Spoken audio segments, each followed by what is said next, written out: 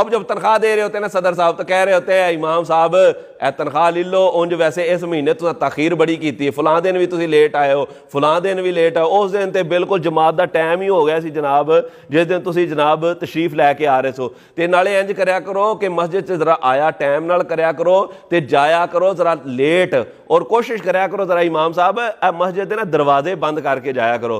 तो नाले हाँ पक्खियां नूं एक दफ़ा जरूर वेख लिया करो कि पक्खे सारे बंद ने या कोई चलता तो नहीं रह गया, ਇਹਦੀ भी तरफ जरा तवज्जो करा करो। तो दूसरा ये वे कि ए ना मस्जिद की सफाई जी करवाते हो ना, ये आप उत्ते खलो के करवाया करो। ए बाल जेडे ना सफाई नहीं सही करते हो। उस दिन मैं उत्थे आया तो गंद पिया सी जनाब, ये किहड़ी सफाई तुसां कीती, ए जरा आप उत्ते खलो के सफाई करवाया करो। तो जिहड़े बच्चे नूं पढ़ाते हो ना, ए जरा टाइम थोड़ा ज़्यादा दिया करो, तुसीं बच्चों नूं टाइम बड़ा थोड़ा देंदे हो, ज़्यादा टाइम दिया करो। और दूसरी बात, एक दफ़ा तो मैं जनाब इतों पे लंघा तो मस्जिद की मोटर पे ही चलती थी, पानी चले तो मोटर पे ही चले जनाब, तो